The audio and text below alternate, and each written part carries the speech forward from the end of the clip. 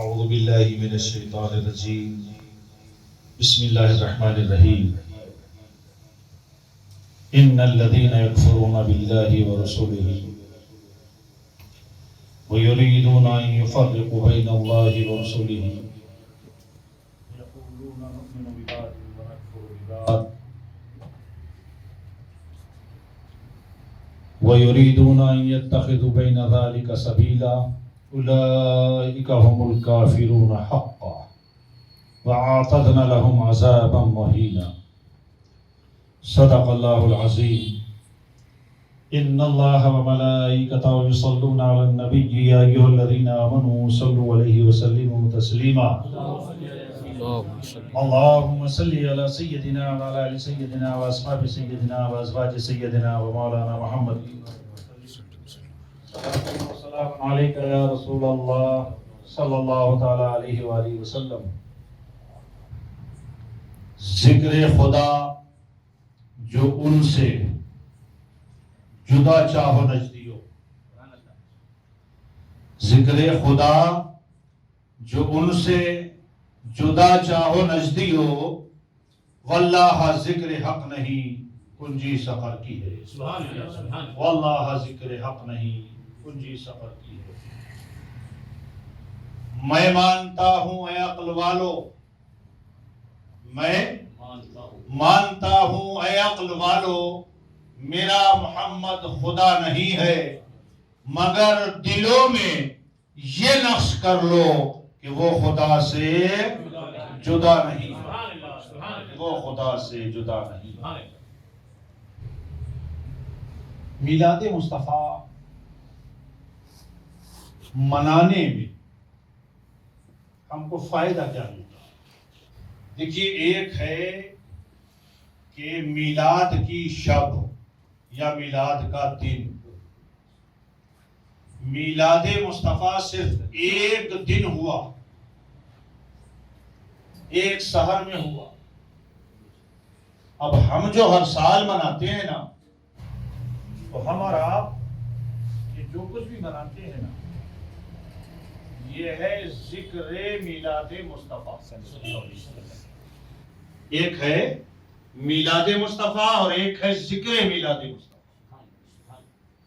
یہ ہم اور آپ جو مناتے ہیں نا، یہ ذکر میلاد مصطفیٰ. میلاد مصطفیٰ تو اب سے 1450 سال پہلے ہو گیا.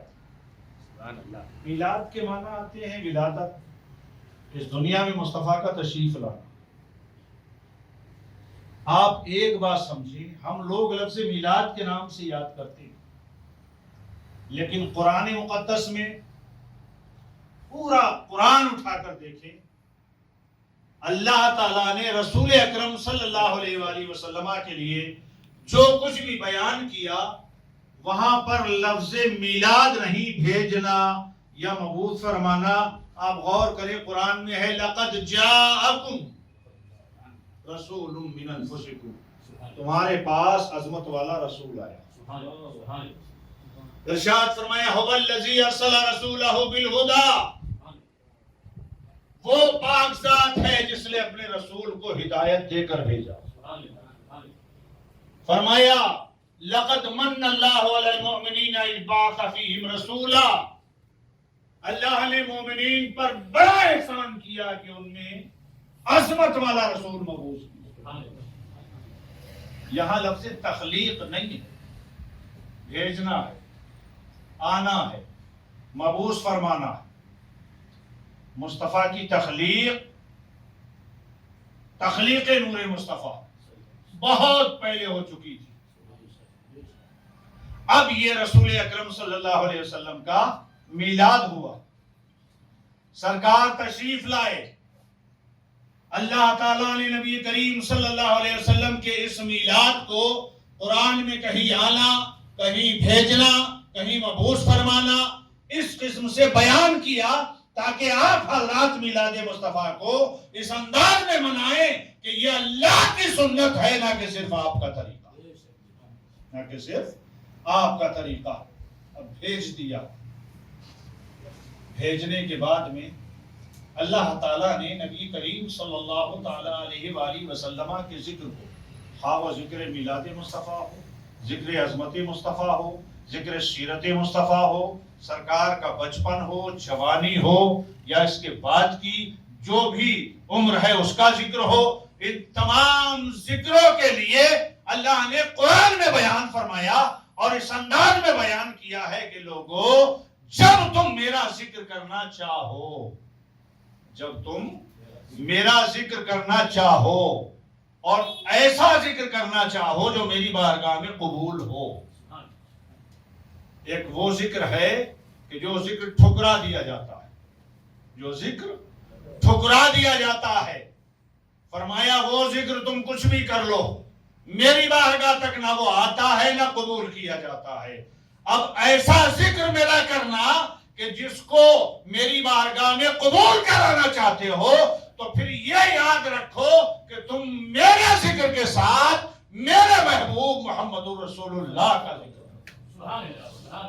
جب تم میرے محبوب کا ذکر کرو گے تو وہ ذکر میری بارگاہ میں مقبول ہوگا، وہ ذکر میری بارگاہ میں مقبول ہوگا۔ اور مومنین کا شیوا بھی یہی، مومن ہوتا بھی وہی ہے جو ذکر خدا کے ساتھ ذکر مصطفیٰ کرے، ذکر خدا کے ساتھ ذکر مصطفیٰ کرے۔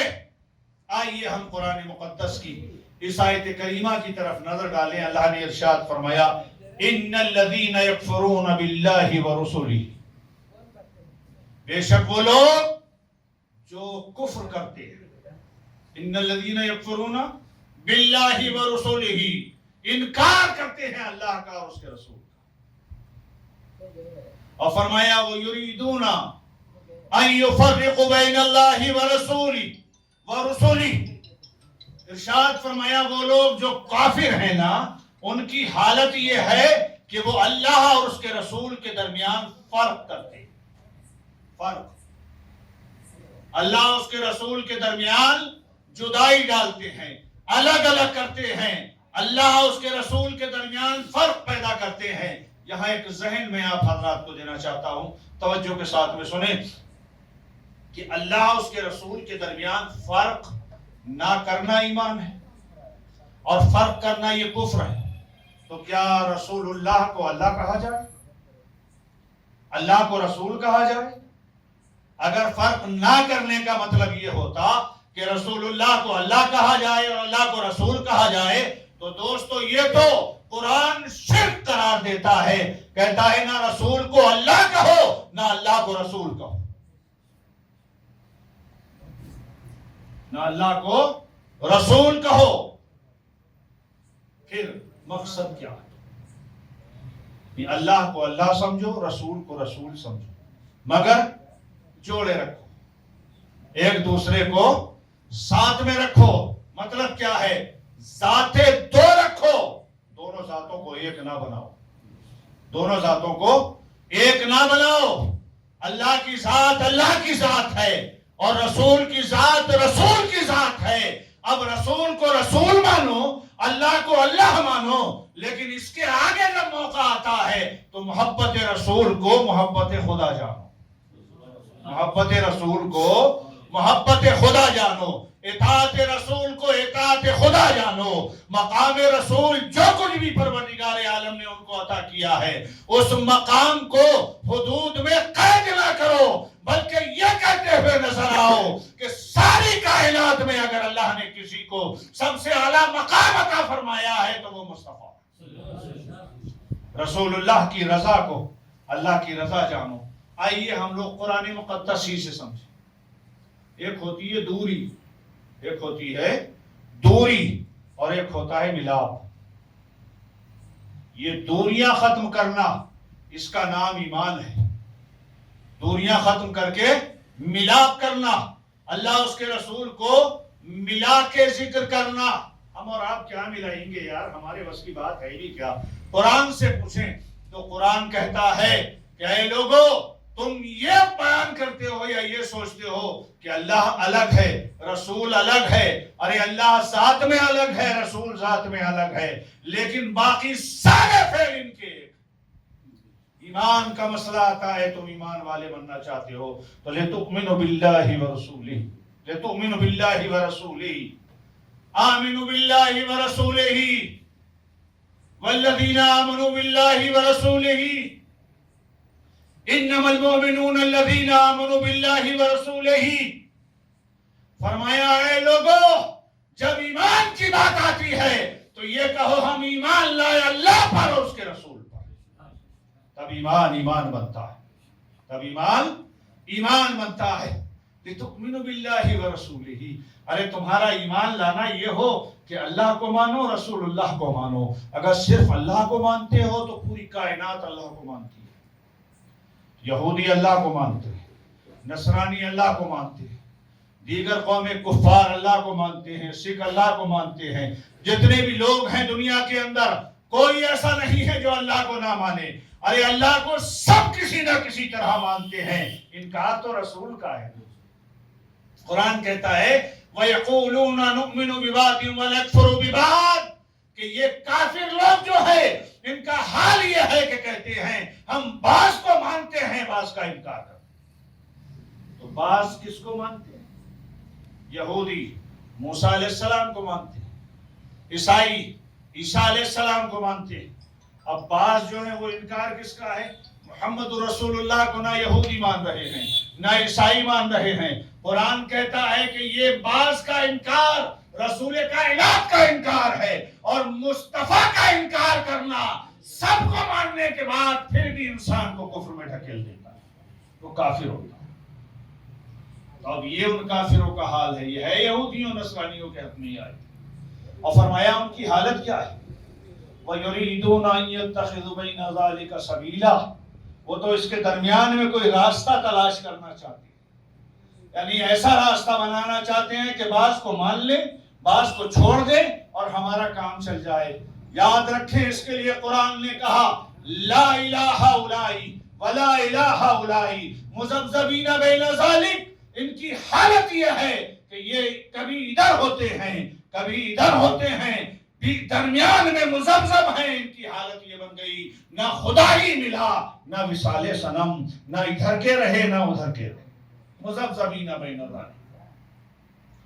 فرمایا لوگوں اگر اطاعت کے پہلو پر جاؤ تو دیکھو رسول اکرم صلی اللہ علیہ وسلم کی شان یہ ہے کہ اللہ رب العزت نے ارشاد فرمایا اطیعوا اللہ واطیعوا الرسول.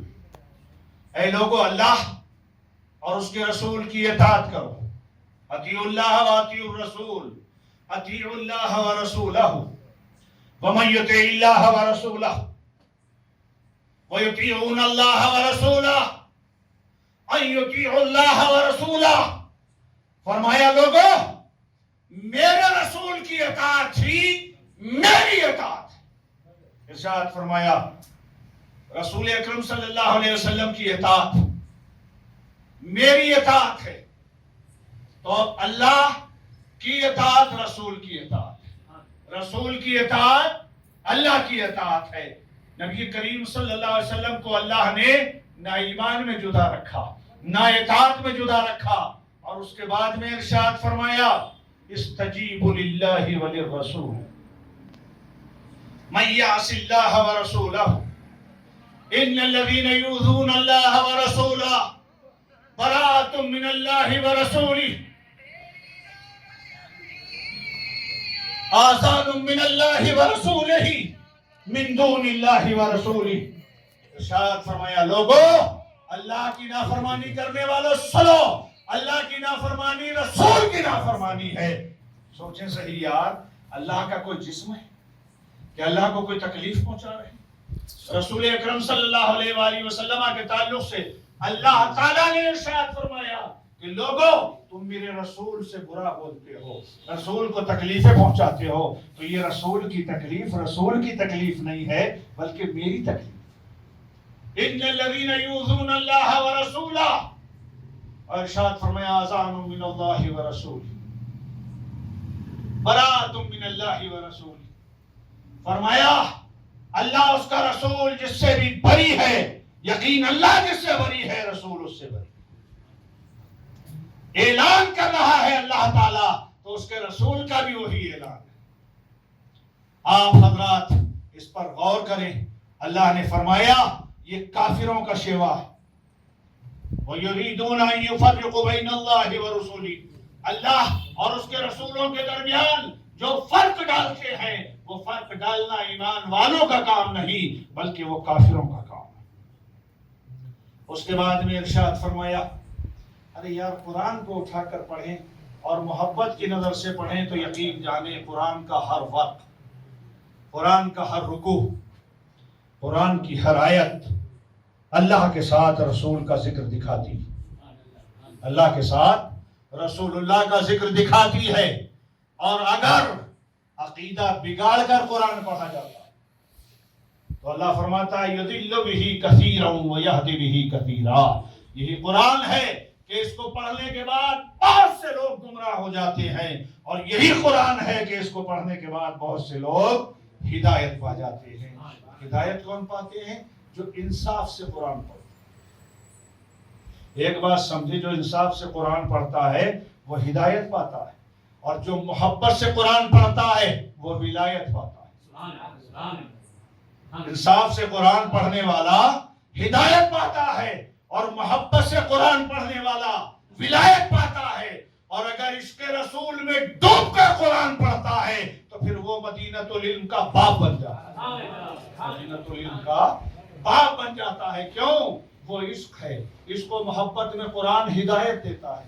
میں اس پر ایک مثال ہمیشہ دیتا ہوں، شاید آپ حضرات نے اس سے پہلے سنی ہو، آپ کو یہیں سے مثال پیش کر دوں کہ صاحب یہ کپن پارک ہے یا لال باغ، وہاں پر اگر کوئی انسان جاتا ہے تو اس کے پھولوں کو سونگھتا ہے، خوشبوئیں سونگھتا ہے، ہریالی دیکھتا ہے، نظریں اس کی راحت پاتی ہیں، دل اس کا راحت پاتا ہے۔ لیکن اسی میں اگر کوئی جانور گھس جائے تو ستیہ ناش کرتا ہے، اجاڑتا ہے، اور اسی میں اگر کوئی خنزیر سور گھس جائے تو نہ پھولوں کو دیکھتا ہے، نہ ہریالی کو دیکھتا ہے، نہ وہاں کی شان و شوکت کو دیکھتا ہے۔ اس کے مزاج میں ہے گندگی، وہ اس کی جڑوں میں پھرپھرا کے گندگی دیکھتا ہے، ہر ایک پیڑ کے نیچے منہ ڈالے گا، جڑ میں گندگی تلاش کرے گا، نہ پھول دیکھ رہا ہے، نہ خوشبو دیکھ رہا ہے، نہ ہریالی دیکھ رہا ہے۔ ارے چمن تو وہی تھا نا، لال باغ تو وہی تھا نا، پارک تو وہی تھا نا، گلستہ تو وہی تھا نا، لیکن اس میں جانے والا انسان تھا تو خوشبوئیں لے رہا تھا، اس میں جانے والا عام جانور تھا تو پیٹ بھر رہا تھا، اس میں جانے والا خنزیر تھا تو گندگی تلاش کر رہا تھا۔ اللہ کی عزت کی قسم، محبت رسول کا ایک بہترین گلستہ اگر کوئی ہے تو وہ قرآن ہے۔ جب ایمان والا اس میں جاتا ہے تو محبت مصطفیٰ کی خوشبو آتی ہے، رسول اکرم کی عصمت کی ہریالی نظر آتی ہے۔ اور اسی میں اگر کوئی خنزیر صفت انسان جاتا ہے تو صرف یہ دیکھتا ہے کہ مصطفیٰ کو چھوٹا کرنے کی کون سی آیت مل جائے، اولیاء کی توہین کرنے کی کون سی آیت مل جائے، میلاد مصطفیٰ کا رد کرنے کی کون سی آیت مل جائے۔ وہ اسی میں ساری زندگی گزار دیتا ہے۔ کیوں؟ اس لیے کہ وہ انسان نہیں، وہ خنزیر صفت ایک آدمی ہے۔ یضل بہ کثیرا ویہدی بہ کثیرا۔ اسی قرآن کو پڑھ کے اللہ کہتا ہے وَمَن يُحَادِدِ اللَّهَ وَرَسُولَهُ إِنَّ الَّذِينَ يُحَادُّونَ اللَّهَ وَرَسُولَهُ۔ ارشاد فرمایا پروردگار عالم نے، لوگوں یہیں تک بات ختم نہیں ہوتی، اس کے بعد میں ارشاد فرما رہا ہے مولا مَا آتَاهُمُ اللَّهُ وَرَسُولُهُ۔ ارے جہاں پر حدوں کا ذکر ہو رہا ہے وہاں بھی فرمایا اللہ کی حدیں، رسول اللہ کی حدیں، وہ حدود رسول اللہ کی لگائی ہوئی ہیں۔ فرمایا ما آتاہم اللہ، جو اللہ نے عطا کیا، ورسولہ، اور اس کے رسول نے عطا کیا۔ مطلب اللہ دیتا ہے مگر رسول کو ساتھ رکھتا ہے، رسول کو ساتھ رکھتا ہے۔ کہ فرقہ ڈالنے والوں سمجھ لو، مصطفیٰ کے میلاد کا ذکر ہو، سیرت کا ذکر ہو، شمائل کا ذکر ہو، فضائل کا ذکر ہو، جو بھی تم ذکر کرو گے مصطفیٰ کا، اگر اللہ کا ذکر اس کے ساتھ میں نہیں ہے تو یقین جانے سیرت کے جلسے تو کر لو گے، قبول نہ کرا سکو گے، قبول نہ کرا سکو گے۔ ارے آگے آؤ، اس کے بعد نبی کریم صلی اللہ علیہ وآلہ وسلم۔ اچھا ایک بات دیکھیں ہم کہ دوسرے انبیاء کا کیا عقیدہ، دوسرے نبیوں کا کیا عقیدہ تھا مصطفیٰ کے بارے میں۔ ہر وہ بچہ جو لائق مند ہوتا ہے نا اپنے باپ کی بات نہیں ٹھکراتا، اپنے باپ کی بات نہیں ٹھکراتا، ہمیشہ راضی رکھنا چاہتا ہے ماں باپ، لائق مند ہوتا ہے، اور اگر نالائق ہو تو ہر حرکت اس کی ناراض کرنے والی ہوتی ہے۔ ہمارے آپ کے پوری انسانیت کے باپ حضرت آدم علیہ السلام ہے کہ نہیں؟ تو سب سے پہلے آنے والے نبی کا عقیدہ دیکھیں، رسول اللہ کے بارے میں سب سے پہلے آنے والے نبی کا عقیدہ کیا رہا ہے؟ حدیث پاک میں آتا ہے وَأَقْبَلَ آدَمُ إِلَىٰ شِيث علیہ السلام، حضرت آدم علیہ السلام اپنے بیٹے حضرت شیث علیہ السلام کی طرف مائل ہوئے، متوجہ ہونے والا بھی نبی، اور جس کی طرف متوجہ ہوا جا رہا ہے وہ بھی نبی۔ ایک نبی دوسرے نبی سے کہہ رہا ہے، باپ بیٹے سے کہہ رہا ہے، کیا کہہ رہا ہے؟ فَلَمَّا ذَكَرْتَ اللَّهَ، اے شیث جب تو اللہ کا ذکر کرے، اور کریں یار، خلیفۃ اللہ آدم علیہ السلام خلیفہ ہیں اور سب سے پہلے نصیحت کرنے والے ہیں، اور نصیحت بھی کیا ہے؟ حابیل و قابیل کو نہیں ہو رہی، نصیحت حضرت شیث نبی کو کی جا رہی ہے۔ ایک نبی ایک دوسرے نبی کو، باپ اپنے بیٹے کو نصیحت کر رہا ہے، اور کیا؟ فَلَمَّا ذَكَرْتَ اللَّهَ فَاذْكُرْ إِلَىٰ جَنبِهِ اسْمَ مُحَمَّدٍ صلی اللہ علیہ وآلہ وسلم، اے شیث جب بھی تو اللہ کا ذکر کرے گا سن لے تو اس کے ساتھ ہی محمد رسول اللہ صلی اللہ علیہ وسلم کا ذکر ضرور کرنا، ضرور کرنا۔ سوچے صحیح، وہ تو کہہ رہے ہیں کہ جب بھی تو اللہ کا ذکر کرے تو اس کے ساتھ محمد صلی اللہ علیہ وسلم کا ذکر کرنا، اور آج کے دور کا کیا حال ہے؟ وہ کہتے ہیں اتنا نہ بڑھاؤ، اتنا نہ بڑھاؤ ورنہ یہ شرک ہو جائے گا، اور اللہ فرماتا ہے تم جدا کرو گے تو کفر ہو جائے گا۔ یہ کہتے ہیں اتنا نہ بڑھاؤ شرک ہو جائے گا، اور رسول اللہ صلی اللہ علیہ وسلم کی شان کے تعلق سے اللہ کہتا ہے کہ تم اگر گھٹاؤ گے تو شرک ہو جائے گا، کفر ہو جائے گا، اتنا یاد رکھیں۔ اب اس کے بعد حضرت آدم علیہ السلام ارشاد فرماتے ہیں فَلَمَّا ذَكَرْتَ اللَّهَ فَاذْكُرْ إِلَىٰ جَنبِهِ اسْمَ مُحَمَّدٍ صلی اللہ علیہ وآلہ وسلم، کہ جب جب تو یاد کرے اپنے رب کو تو اس کے ساتھ آقا انعامدار کو ضرور یاد کر لینا، ضرور یاد کر لینا۔ اس کے بعد ارشاد فرماتے ہیں اچھا ایک بات یاد رکھیں، کسی نبی کی کسی بھی ایک بات کو کسی ایک کے سامنے ذکر کر دینا یہ پوری قوم کے لیے ہوتا ہے، یہ پوری قوم کے لیے ہوتا ہے۔ کوئی ضروری نہیں ہے کہ کوئی نبی پوری قوم کو جمع کر کے بعد میں اس بات کو بتائے، نہیں، اللہ تعالیٰ نے تو صرف نبی کریم صلی اللہ علیہ وسلم پر قرآن نازل کیا، فرمایا لَقَدْ جَاءَكُمْ رَسُولٌ مِّنْ أَنفُسِكُمْ، اے لوگو تم نے بڑی عظمت والا رسول ہم نے بھیجا ہے، وہ آ گیا ہے تمہارے پاس، بڑی عظمت والا رسول آیا، علم میں عظمت والا ہے، قول میں عظمت والا ہے، مقصد میں عظمت والا ہے، منصب میں عظمت والا ہے، اولاد میں عظمت والا ہے، بیویوں میں عظمت والا ہے، شہر میں عظمت والا ہے، اپنی ولادت میں عظمت والا ہے، اپنے زمانے میں عظمت والا ہے۔ ارے اس کی عظمت اگر دیکھنا ہے تو اللہ کی قسم اس سے دیکھو کہ جس شہر میں پیدا ہو گیا اللہ اس کے رسول نے فرما دیا حاجیو اس کے کانٹے بھی نہ توڑنا، اس کے پتے بھی نہ توڑنا، کیوں؟ یہ شہر بھی عظمت والا، یہ شہر بھی عظمت والا۔ اب عظمت والے کے شہر کے کانٹے بھی عظمت والے۔ مفتی اعظم ہند علیہ الرحمٰن نے بڑا اچھا کہا، انہوں نے کہا ان کے حرم کے خار کشیدہ ہیں کس لیے؟ ان کے حرم کے مطلب ان کے شہر کے بیت اللہ شریف کے، فرمایا ان کے حرم کے خار کشیدہ ہیں کس لیے؟ آنکھوں میں آئیں، سر پہ رہیں، دل میں گھر کریں۔ ان کے تو کانٹے بھی دلوں میں رکھنے کے لیے لوگ تیار ہو گئے۔ اب حضرت آدم علیہ السلام کہتے ہیں انی تفت السماوات فلم ارى في السماوات موضعا الا رأيت اسم محمد صلی اللہ علیہ وسلم مکتوبا علیہ۔ فرماتے ہیں حالت یہ بنی کہ اللہ تعالیٰ نے کرم فرمایا میرے اوپر اور مجھے اجازت دی کہ میں آسمانوں کا طواف کروں. تفت السماوات، آسمانوں کا طواف کروں.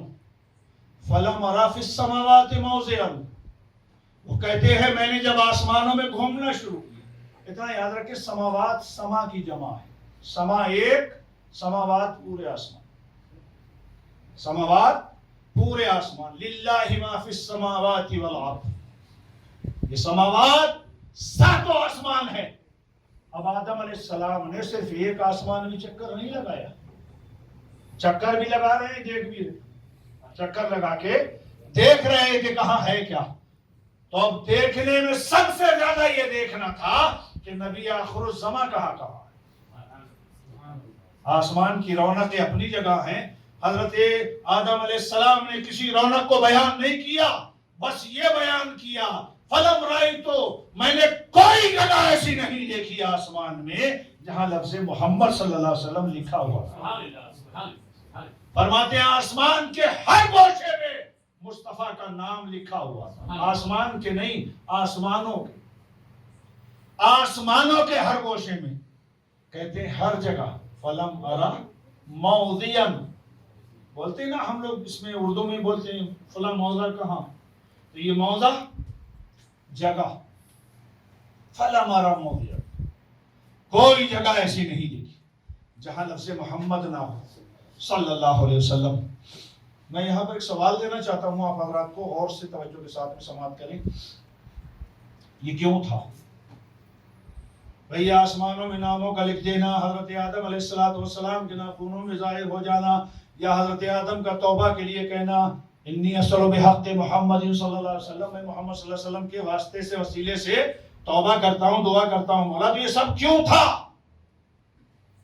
یہ صرف اس لیے تھا کہ ان کی عظمت دکھا دی جائے، ان کا مرتبہ دکھا دیا جائے، ان کا مقام دکھا دیا جائے، ان کی فضیلت کو بیان کر دیا جائے کہ آدم تمہاری توبہ قبول ہو تو ان کے واسطے سے، اور توبہ سے پہلے جب تم آسمانوں کی سیر کرو تو اس نام کو دیکھ کر جاؤ. جب انہوں نے وہاں دیکھ لیا تھا، دنیا میں آئے، روتے رہے، یاد آیا توبہ کر اور وہی نام پیش کر. اور کہتے ہیں حالت کیا تھی؟ وَأَنَا بَيْنَ الرُّوحِ وَالتِّينِ، کہ میں آب و گل کی منزلیں طے کر رہا تھا جب اس محبوب کا نام لکھا ہوا تھا. کہتے ہیں جب روح پڑ گئی جس میں، وَإِنَّ رَبِّي أَسْكَنَنِي الْجَنَّةَ، تو میرے رب نے مجھے جنت میں ٹھہرایا. میرے رب نے مجھے جنت میں ٹھہرایا روح ڈال کے. اب جنت تو ایسی جگہ تھی نا کہ جہاں آرام ہی آرام، کوئی پریشانی نہیں تھی. کہتے ہیں فَأَسْكَنَنِي الْجَنَّةَ، کہتے ہیں جب اللہ نے مجھے جنت میں ٹھہرا دیا تو مجھے ذوق ہوا کہ لاؤ جنت کو دیکھا جائے، جنت کو دیکھا جائے.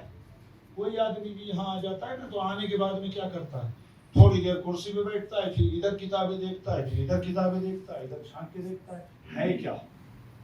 کیوں؟ ایک ذوق ہوتا ہے، جس جگہ پہنچتا ہے دیکھے کہ وہاں ہے کیا. آدم علیہ السلام کو جنت میں ٹھہرایا گیا، ذوق پیدا ہوا جنت دیکھے. کہتے ہیں وَإِنَّ رَبِّي أَسْكَنَنِي الْجَنَّةَ فَلَمْ أَرَ فِي الْجَنَّةِ قَصْرًا وَلَا غُرْفَةً إِلَّا وَجَدْتُ اسْمَ مُحَمَّدٍ صلی اللہ علیہ وسلم مکتوبًا علیہ. کہتے ہیں جب میں نے جنت میں چکر لگائے، جنت کے در و دیوار کو دیکھا، جنت کی کھڑکیوں کو دیکھا، جنت کے بالا خانوں کو دیکھا، فرماتے ہیں اللہ کی عزت کی قسم کوئی جگہ ایسی نہیں تھی جہاں میرے محبوب کا نام نہ لکھا ہو، نام نہ لکھا ہو. یہ کیوں لکھا ہوا تھا؟ اس لیے لکھا تھا کہ اس محبوب کا میلاد ہوگا، اور جب اس محبوب کا میلاد ہوگا تو پوری کائنات اسی کی ہوگی، اور جب پوری کائنات اس کی ہوگی تو پھر ترانے گانے والے بھی اسی کے ہوں گے. اے آدم ابھی سے تم اس کے ترانے گانے لگو، ابھی سے تم اس کا ذکر کرنے لگو، ابھی سے اپنی اولاد کو نصیحت کر دو کہ جو بھی آئے گا پہلے اس کا ذکر کرے گا، اس کے ساتھ رب کا ذکر کرے گا، پھر آپ کا ذکر ہوگا، پھر آپ کا ذکر ہوگا. اور کہتے ہیں اتنا ہی نہیں، وَعَلَى وَرْقِ قَصْبِ عَجَمِ الْجَنَّةِ، کہتے ہیں جنت کے اندر درخت ہیں نا، درخت. کہتے ہیں میں نے جنت کے درختوں کو دیکھا، میں نے جنت کے درختوں کو دیکھا. فرماتے ہیں شاخیں تو دیکھ ہی لی، جڑ تو دیکھ ہی لی، لیکن پتوں پر نظر ڈالی، پتوں پر نظر ڈالی تو کہتے ہیں اللہ کی قسم کوئی پتا ایسا نہ تھا جس پہ لفظ محمد نہ لکھا ہو۔ ہر پتے پر مصطفیٰ کا نام جنت کے اندر لکھا ہے۔ والا ورق قصب جمیل جنہ، والا ورق سدرۃ المنتہا، سدرۃ المنتہا پر جو بیری کا درخت ہے، عظیم ترین درخت ہے، اسی وجہ سے اس کو سدرہ کہا جاتا ہے۔ تو اب کہتے ہیں کہ اس درخت کے بھی کوئی پتا ایسا نہیں تھا کہ جو خالی ہو، ہر پتے پر لفظ محمد صلی اللہ علیہ وسلم لکھا ہو، ہر پتے پر۔ اور فرماتے ہیں وَعَلَى نُحُورِ الْحُورِ الْعِينِ، کہتے ہیں جنت میں حورے ہیں نا، تم جس کی خواہش رکھتے ہو، حوروں کو حورے بنایا کیوں گیا؟ حور بنی کیسے؟ کبھی غور کیا؟ اس کو خوبصورتی ملی کیسے؟ اس کو یہ مقام ملا کیسے؟ ارے ہر جاندار چیز جنت سے باہر ہے، کوئی جنت کے اندر نہیں، مگر حوریں جنت کے اندر ہیں، غلمان جنت کے اندر ہیں، یہ سب جنت کے اندر کیوں آ گئے؟ فرمایا والا نحور الحور العین، اللہ تعالیٰ نے حوروں کے سینوں پر لفظ محمد تحریر فرما دیا ہے، اس لفظ کی بنیاد پر وہ جنت ہی ہے، جنت اس لفظ کی بنیاد پر وہ جنت میں۔ اچھا یہ سب کچھ تو بتا دیا، میں نے آسمان دیکھا، میں نے پتے دیکھے، میں نے بادل دیکھے، میں نے کیا جنت کی حوریں دیکھی، غلمان دیکھی، سب بالا خانے دیکھے، سب میں لکھا ہوا تھا۔ تو کیا کہنا کیا چاہتے ہیں آدم علیہ السلام؟ آپ کہنا کیا چاہتے ہیں؟ اتنا سن لے، وَذْكُرْ، محمد صلی اللہ علیہ وسلم کا ذکر کیا، کیوں؟ کہتے ہیں ان الملائکۃ تذکر فی کل ساعتہا، میں نے آسمانوں میں، جنت میں، باہر ہر جگہ یہ دیکھا ہے کہ سارے فرشتے ہما وقت محمد صلی اللہ علیہ وسلم کا ذکر کرتے ہیں۔ اے پھر شیش تو بھی ہما وقت اسی کا ذکر کیا، تو بھی اسی کا ذکر کیا کر۔ کیوں؟ کیا اللہ کا ذکر نہیں ہے؟ تو اللہ رسول اکرم حضرت ابو سعید رضی اللہ عنہ فرماتے ہیں کہ رسول کائنات صلی اللہ علیہ وسلم نے ارشاد فرمایا آتانی جبریل علیہ السلام، میرے پاس جبریل علیہ السلام آئے، وقال، اور انہوں نے کہا تدری کیف رفعت لک ذکرک، کہ اے محبوب صلی اللہ علیہ وسلم اللہ فرماتا ہے کہ اللہ نے آپ کے ذکر کو کیسے بلند کیا ہے، آپ کا ذکر کیسے بلند کیا ہے؟ رسول کائنات کہتے ہیں اللہ عالم، اللہ بہتر جانتا ہے۔ تو جبریل کہتے ہیں کہ اللہ فرماتا ہے جعلت ذکرک ذکری، اے محبوب میں نے آپ کے ذکر کو اپنا ذکر بنا لیا، میں نے آپ کے ذکر کو اپنا ذکر بنا لیا ہے۔ فمن ذکرک فقد ذکرنی، جو تیرا ذکر کرتا ہے وہ میرا ذکر کرتا ہے۔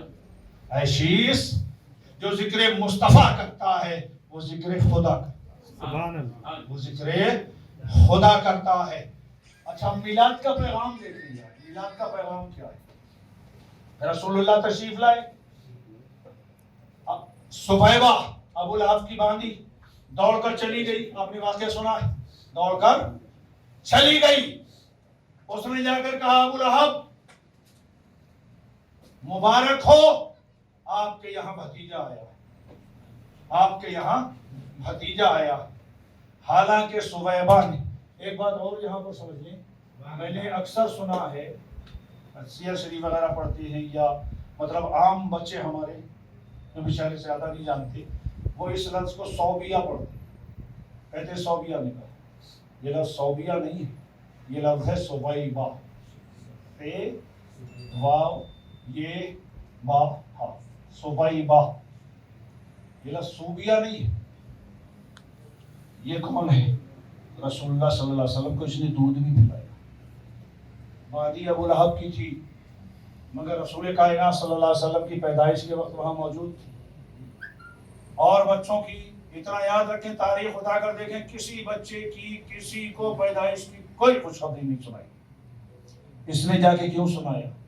اس نے دیکھا کہ مصطفیٰ آئے ہیں تو اندھیرے گھر میں نور ہی نور ہو گیا، روشنی ہو گئی، اور پھر آنے والا بچہ آیا ہے نا، کوئی بچہ بھی اس دنیا میں مسکراتا ہوا نہیں آیا، سب روتے ہوئے آتے ہیں، لیکن مصطفیٰ آئے ہیں تو لبوں پر تبسم ہے، مسکرا رہے ہیں مصطفیٰ۔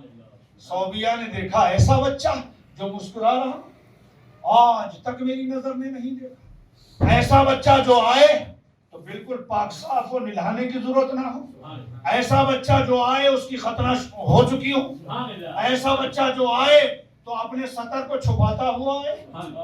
کوئی بچہ اپنے سطر کو چھپاتا ہے، لیکن قربان جائیں عظمت مصطفیٰ پر کہ میرے آقا جب آئے تو سطر کو چھپاتے ہوئے، ختنہ شدہ آئے، نور سے گھر کو بھرتے ہوئے آئے، اور صرف اتنا ہی نہیں بلکہ سجدے کی حالت میں آئے، اور آقا سجدے میں کہتے تھے رب حبلی امتی، رب حبلی امتی، میرے مولا میری امت کو بخش۔ ابھی آیا ہے نا، آپ سجدے کرتے ہیں نا، کیا جائز ہے یہ سجدے میں رب حبلی امتی پڑھنا؟ آپ پڑھ کے دیکھیں، اگر قصدن پڑھیں تو کافر ہو جائے۔ کیوں؟ آپ نبوت کا دعویٰ کر رہے ہیں، کہتے ہیں میری امت کو بخش دے، میری امت کو بخش دے۔ اگر آپ کی امت ہوگی تو آپ نبی، آپ سجدے میں رب حبلی امتی پڑھیں تو دین سے خارج ہو جائے، اور میرے آقا آئے تو مصطفیٰ کے پہلے سجدے کی اگر کوئی تسبیح ہو تو وہ رب حبلی امتی۔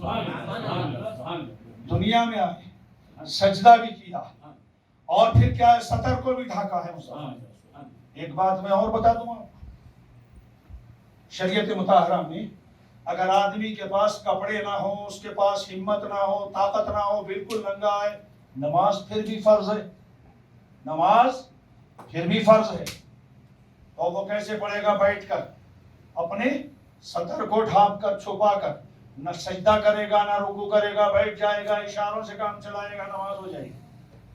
میرے آقا صلی اللہ علیہ وآلہ وسلم جب آئے ہیں، اندھیرا تھا، اجالا کر دیا، اور دعا بھی مصطفیٰ نے ان کے واسطے کر دی، اور اس کے ساتھ ساتھ آقا انعامدار کی تمام خوبیوں کو سلیمان نے دیکھا، بس اس نے دوڑ لگا دی کہ لاؤ ہے تو چاچا ہی نا یار، خبر تو دے دوں۔ اب اس نے جا کر یہ نہیں کہا تھا کہ صرف تیرا بھتیجا آیا ہے، اس نے جا کر بیان کیا، اے ابو لہب، میں نے ایک ایسا بچہ دیکھا ہے کہ جس نے آ کر اندھیرے کمرے کو روشن کر دیا، اندھیرے کمرے کو روشن کر دیا۔ کہا اچھا کون ہے؟ کہا اور سن لے۔ کیا؟ کہا تو نے آج تک کسی بچے کو ہنستا ہوا دیکھا ہے پیدا ہو کر؟ کبھی مسکراتا ہوا دیکھا ہے؟ کہنے لگا نہیں۔ کہا تیرا بھتیجا محمد صلی اللہ علیہ وسلم، نام آتے ہی رکھ دیا گیا، اور یہ نام زمینی نہیں تھا، یہ نام آسمانی تھا، اللہ نے چھپا کر رکھا تھا۔ رسول کائنات سے پہلے پوری کائنات میں کسی کا نام لفظ محمد نہ تھا۔ کہنے لگی سن، ارے اس سے اس کا گھر بھی روشن ہو گیا، اس نے سجدہ بھی کیا تھا، وہ انگلی بھی اٹھا رہا تھا شہادت کی اوپر کو، اور تسبیح بھی پڑھ رہا تھا کہ میری امت کو بخش دے۔ لہٰذا اتنا خوبصورت، اتنا ہنسمکھ، اتنا مسکرانے والا، اتنا نورانی بچہ ابو لہب میں نے نہیں دیکھا، تجھ کو مبارک ہو۔ جیسے ہی یہ کہا اس نے فوراً انگلی اٹھا دی، کہا سلیمان جاؤ آزاد۔ بے اختیار اٹھ گئی، ایک تو ہوتا ہے اٹھانا، یہ بے اختیار اٹھ گئی، جاؤ آزاد ہو۔ اب جیسے ہی اس نے اپنی آزادی کو سنا، خوش ہو گئی۔ اب پیغام میلاد مصطفیٰ سمجھیں کہ رسول کائنات ادھر آئے، ادھر انسانیت کو غلامی سے آزادی دینا شروع کر دیا، انسانیت کو غلامی سے آزادی دینا شروع کرتی۔